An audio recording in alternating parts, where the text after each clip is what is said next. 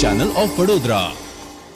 ડભોઈ ખાતે તેરા તુજકો અર્પણ કાર્યક્રમનું આયોજન કરવામાં આવ્યું હતું। ડભોઈ પોલીસ સ્ટેશન ખાતે યોજાયેલા તેરા તુજકો અર્પણ કાર્યક્રમમાં ડભોઈ પોલીસ મથકના પીઆઈ કેજે ઝાલા દ્વારા ઉપસ્થિત સૌનું શાબ્દિક સ્વાગત કર્યા બાદ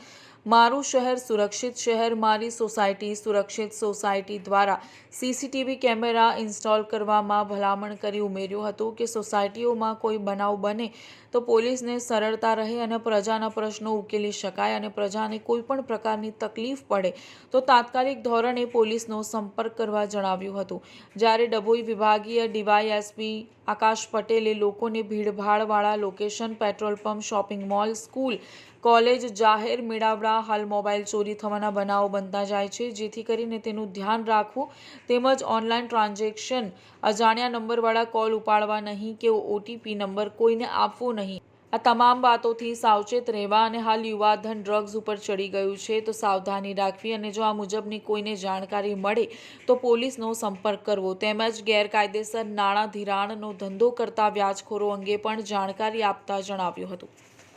હું ડીવાયએસપી સાહેબને વિનંતી કરીશ કે સાહેબશ્રી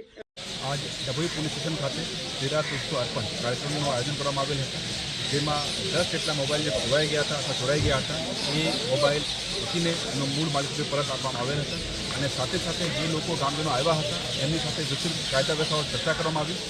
અને શું કરવું શું નહીં કરવું ખાસ કરીને ડ્રગ્સની રેસિંગ બાબતમાં વ્યાજખોરોની ચંગલમાં નહીં ફસાઈ જવા બાબતમાં અને સાથે સાથે ખાસ કરીને મહિલાઓને બાળકો લગતા અત્યાચારથી અટકાવવું આ બાબતમાં પબ્લિક સાથે ખૂબ જ ચર્ચા કરવામાં આવી અને ખૂબ જ સારા પ્રતિસાદ મળ્યો।